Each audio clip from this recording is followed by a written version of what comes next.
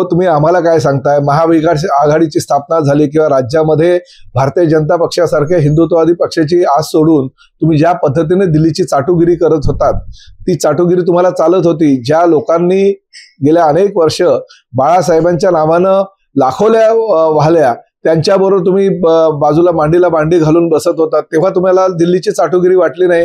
हे मी सुद्धा मान्य करतो की शिंदे साहेब झोपताना काय म्हणजे उठताना काय झोपताना सुद्धा बाळासाहेबांचे विचार घेऊनच झोपतात आणि उठल्यावर सुद्धा बाळासाहेबांचे विचार घेऊनच उठत असतात. केशव उपाध्याय असं म्हणतात की 63 कोटी रुपये खर्च करून ठाकरेंचा दसरा मेळावा यावर्षी होतो. 9 हा आकडा त्यांना लकी आहे, त्यामुळे प्रत्येक गोष्टी 9 आहे.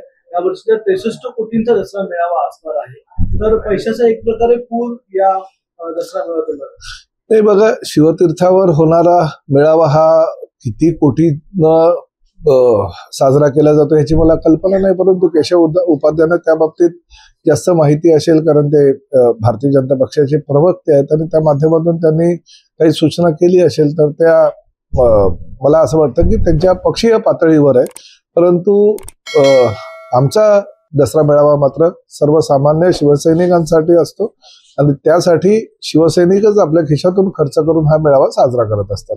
यावर्षी एमएमआर क्षेत्रातल्या लोकांनाच येण्यासाठी हो का, याचं कारण असं आहे की मगाशी मी म्हणालो, उत्तर महाराष्ट्र, पश्चिम महाराष्ट्राचा काही भाग, त्याचबरोबर मराठवाडा आणि विदर्भ अतिवृष्टीमुळे अतिशय खराब परिस्थिती आमच्या सर्वसामान्य शेतकऱ्यांची झालेली आहे. त्यांच्या मदतीसाठी शिवसैनिकांनी त्याच ठिकाणी थांबावं आणि मुंबईहून मदत शिवसेनेच्या वतीने जी काही शिंदे साहेबांनी पाठवलेली आहे ती सर्व शेतकऱ्यांना पोहोचवावी, ह्यासाठी ह्या मेळाव्याला कुणी येऊ नये. हा मेळावा मात्र मुंबई असू द्या, ठाणे असू द्या किंवा रायगड जिल्ह्यातील काही भाग असू द्या, या सगळ्या शिवसैनिकांच्या साक्षीनं आम्ही साजरा करणार आहोत. आणि शिवसेना प्रमुख आदरणीय बाळासाहेबांचे विचार आणि त्याचबरोबर देगे साहेबांचे विचार एकनाथ शिंदे साहेबांच्या माध्यमातून सर्वसामान्य शिवसैनिकांना दसऱ्याच्या दिवशी एकनाथ शिंदे साहेब देणार आहेत. बाळासाहेबांचे विचार असं म्हटलं विरोधक की एकनाथ शिंदे भगव्या शाळेत स्वतःला बाळासाहेब समाजाला लागल्यात, सकाळी उठतात तेव्हा ते बाळासाहेब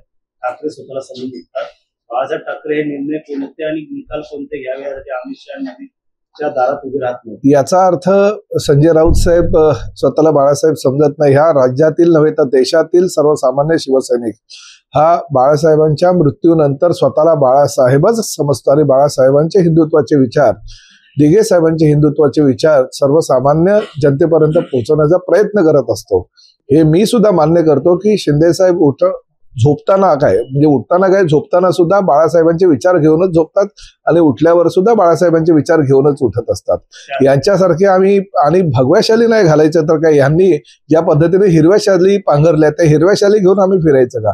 हिंदुत्वाचे विचार आहे, भगव्या शालीच्या माध्यमातूनच सर्वसामान्य शिवसैनिकांपर्यंत आणि जनतेपर्यंत आम्ही तो जो बाळासाहेबांचा विचार आहे तो पोहोचवणार आहोत.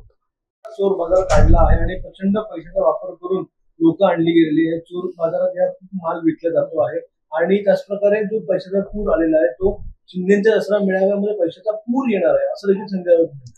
ही वस्तुस्थिती आहे की महापूर बऱ्याच ठिकाणी राज्यामध्ये आलेला आहे आणि अशा परिस्थितीमध्ये मदतीचा पूर हा शिंदे साहेबांच्याच माध्यमातून सर्वसामान्य गोरगरीब शेतकऱ्यांना मिळणार आहे आणि त्या पुराचं आम्ही समर्थन करतो. ज्या ज्या आमच्या शिवसैनिकांनी मदतीचं किट आमच्या शिंदे साहेबांना दिलं, तळागाळातला आमचा जिल्हा प्रमुख, शाखा प्रमुख, विभाग प्रमुख, उपविभाग प्रमुख, गट प्रमुख सुद्धा शिंदे साहेबांकडे मदत घेऊन येतोय आणि आमची ही मदत आहे, ही मदत तुम्ही सर्वसामान्य पूरग्रस्त झालेल्या शेतकऱ्यांना पोहोचवा असं आवाहन करतात. आणि त्या माध्यमातून 26 जीवनावश्यक वस्तूंचे किट जे आहेत कालपासून प्रत्येक ठिकाणी न्यायला सुरुवात केली, जायला सुरुवात केली शिवसैनिकांनी आणि गोरगरीब शेतकऱ्यांना ती आता पोचायची सुद्धा व्यवस्था करण्यात आलेली आहे. माहिती असेल महाविकास आघाडी अनेक वेळा दिल्लीमध्ये दिसून येतात, त्यांचं म्हणणं की दिल्लीची भूत चाटेगिरी केली नसते. अहो तुम्ही आम्हाला काय सांगताय? महाविकास आघाडीची स्थापना झाली किंवा राज्यामध्ये भारतीय जनता पक्षासारख्या हिंदुत्ववादी पक्षाची आस सोडून तुम्ही ज्या पद्धतीने दिल्लीची चाटुगिरी करत होतात, ती चाटुगिरी तुम्हाला चालत होती. ज्या लोकांनी गेल्या अनेक वर्ष बाळासाहेबांच्या नावानं लाखोल्या वाहल्या, त्यांच्याबरोबर तुम्ही बाजूला मांडीला मांडी घालून बसत होता, तेव्हा तुम्हाला दिल्लीची चाटुगिरी वाटली नाही. आजही छोट्या छोट्या गोष्टीसाठी मी याच्याबरोबर युती करू का, मी याच्याबरोबर आघाडी करू का म्हणून तुम्ही दिल्लीचे उंबरठे झिंजवता. 10 वेळा तुम्हाला बोलवल्यानंतर सुद्धा मागच्या शेवटच्या लाईनीमध्ये तुम्हाला बसवलं जातं. हा अपमान सहन करता तुम्ही. बाळासाहेब असताना असा अपमान कुणी शिवसैनिकांचा सुद्धा झाला नव्हता. तो अपमान आता तुमचा होतोय, विसरताय का तुम्ही? तुम्ही आमच्यावर काय आरोप करताय? स्वतःकडे जरा एक आरसा घ्या आणि स्वतः त्या आरशामध्ये बघून तुम्ही तुमच्याबद्दलच बोलताय की का, अशी जाणीव तुम्हाला होईल.